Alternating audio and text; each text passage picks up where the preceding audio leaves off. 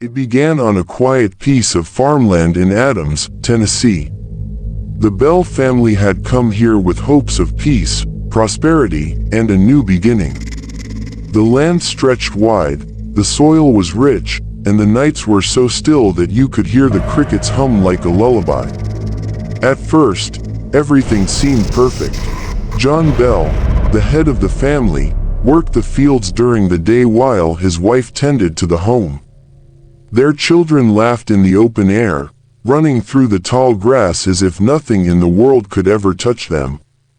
But that silence, that calm, it was only the cover before something darker would reveal itself. The first signs were small. One night, John thought he heard a knock at the door. It was late, far later than anyone should be visiting. He opened the door to nothing but darkness. The fields were still, the trees unmoving, and there was no one standing outside. He closed the door, thinking perhaps the wind had fooled him. But the next night it happened again. This time, the knock was louder, more deliberate. When John shouted, asking who was there, the only answer he received was silence. The sound began to repeat itself, night after night, and each time, no one was ever outside. Soon, it wasn't just the knocking. Scratching began to echo through the wooden walls of the Bell home. It was faint at first, like the claws of a rat or a raccoon. But then it grew sharper, louder, as if long fingernails were dragging across the wood, as if something inside the walls wanted to tear its way out. Betsy Bell, the youngest daughter, was one of the first to feel it. Sitting alone in her room, she felt the strange sensation of footsteps behind her. The boards creaked, the air shifted, and she turned quickly, but no one was there. A cold chill ran up her spine, and she tried to convince herself she was imagining things. But the following night, as she combed her hair, she felt something grab her braid and yank it so hard her head jerked back. She screamed, bolting from the room, her eyes wide with terror. Her mother comforted her, but when they noticed the red marks at the back of Betsy's neck, they realized something unexplainable had just touched her. The nights grew longer, heavier. Scratches came every evening now, loud enough that the entire family would stop what they were doing and stare at the walls in dread. Sometimes it sounded as though the roof itself was being clawed apart. Other times, the sounds of heavy boots would echo across the upstairs floor, even though the whole family sat downstairs together. John searched the house again and again, checking every corner, every crevice, and found nothing. But one night, as he held a lantern high, he swore he saw a shadow flit across the room, a dark figure, fast, unnatural, but when the light fell on it, there was nothing. Just empty walls and silence. The Bell family began to feel it everywhere. They felt eyes on them at all times. While cooking in the kitchen, while working in the fields, while sitting quietly in the living room. They would turn, hoping to catch someone staring from a window, but they only ever found darkness pressed against the glass. John once saw a black shape, tall and still, standing just outside the window frame.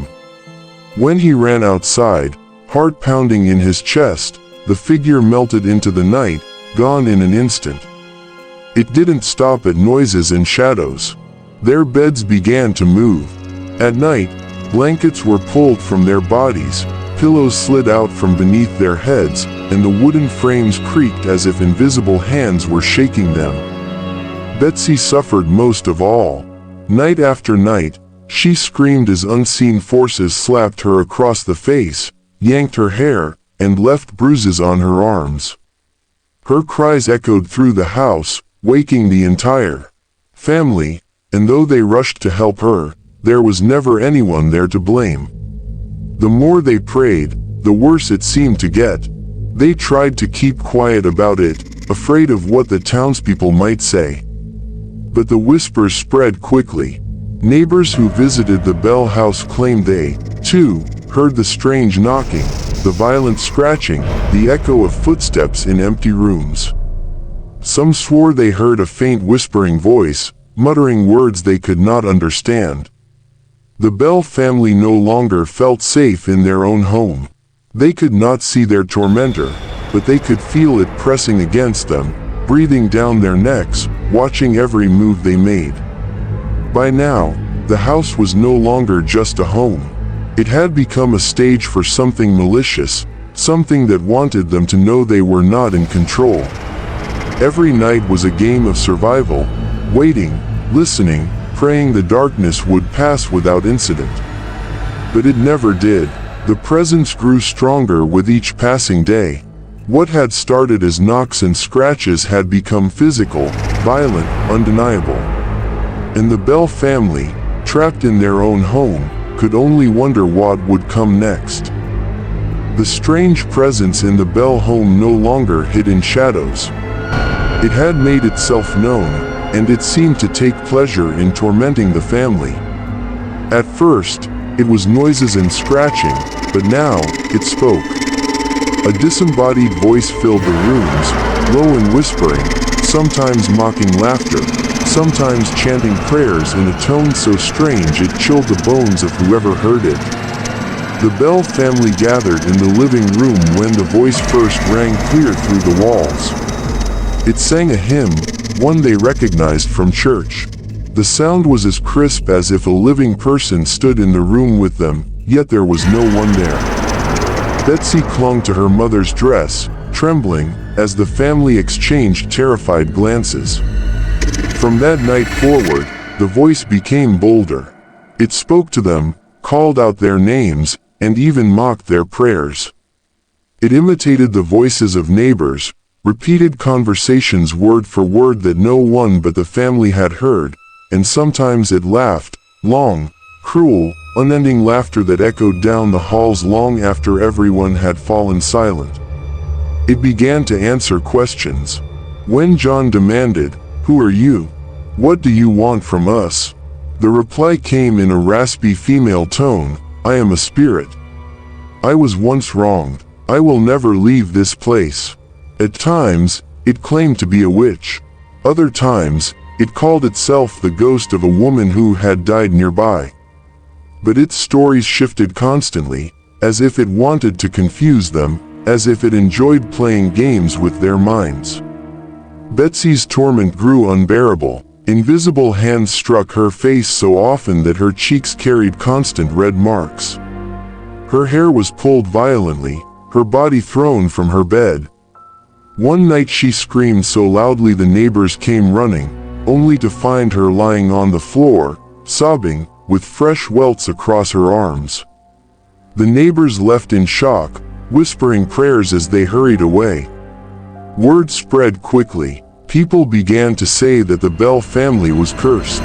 As the weeks passed, the entity turned its full hatred toward John Bell.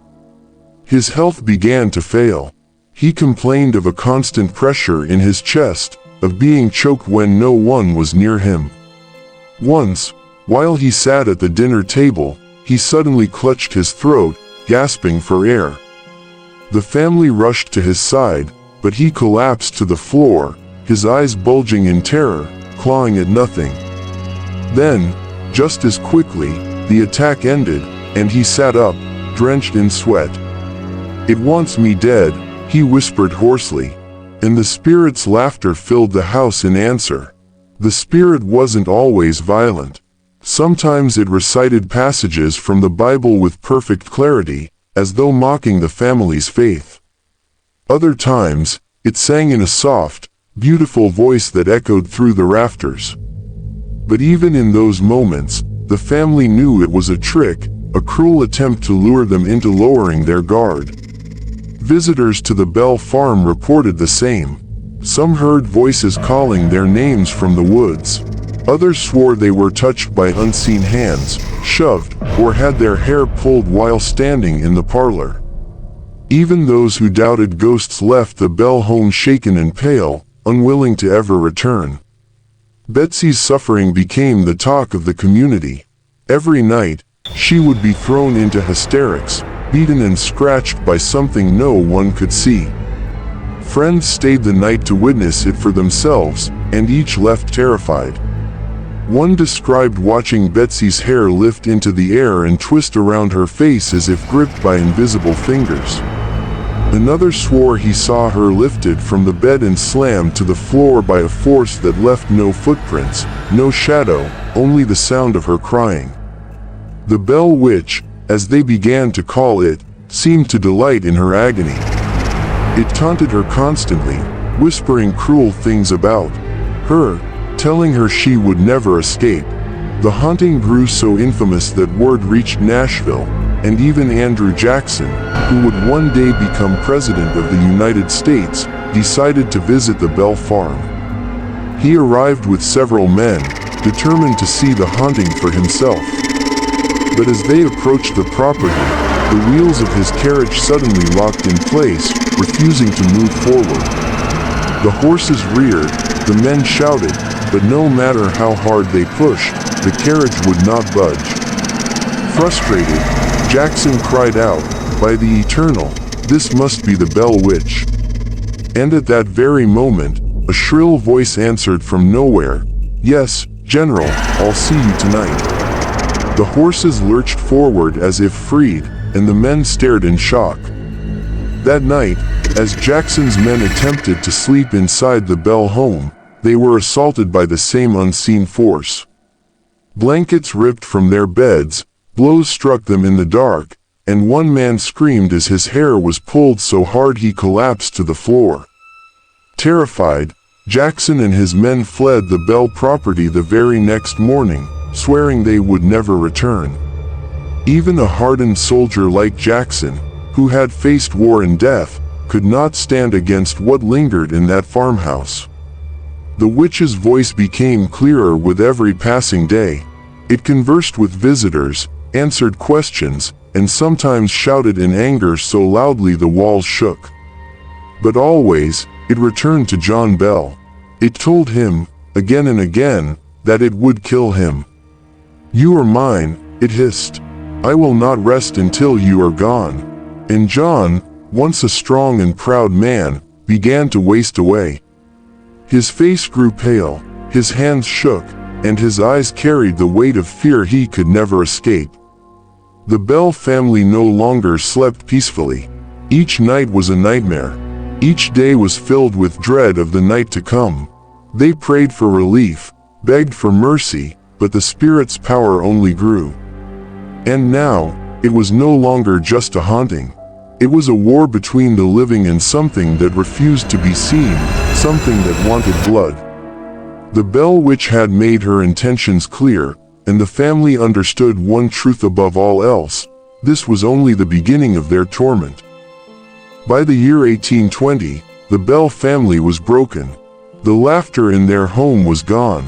Where once they had gathered at the fireplace in warmth and comfort, now they sat in silence, listening, waiting for the voice that mocked them from the shadows. The Bell Witch had made good on her promise. She had grown stronger, bolder, and her focus had narrowed onto one man, John Bell. He had become her target, and she declared again and again that she would end his life. John's health worsened with every passing week. His once powerful body was frail, his voice weak. At meals, he could barely lift a spoon to his lips.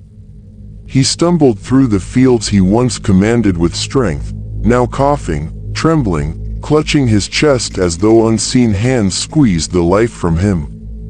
At night, his family often found him gasping for air, his face twisted in pain.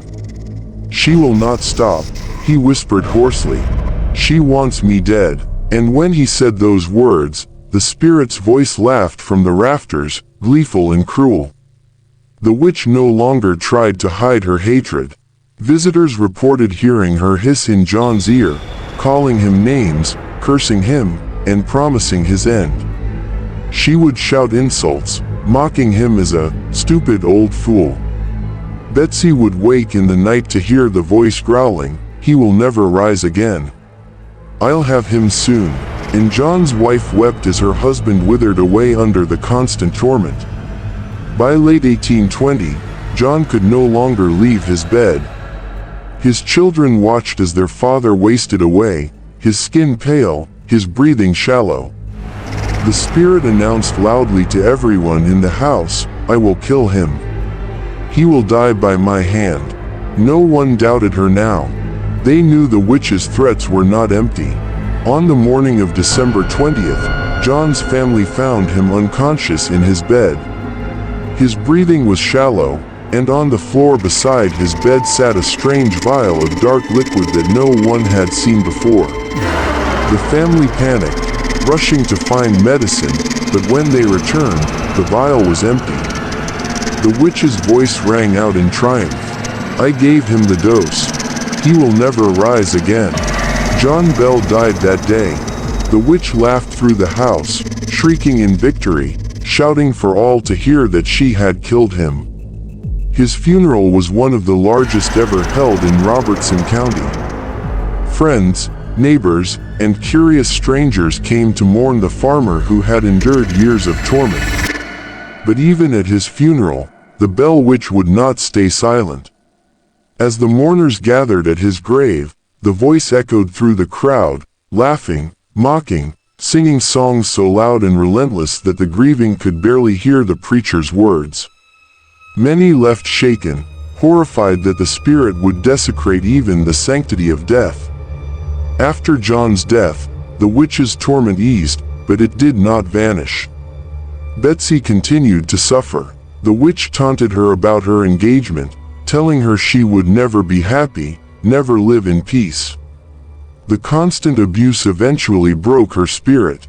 She called off her engagement to her fiancé, unable to bear the torment any longer.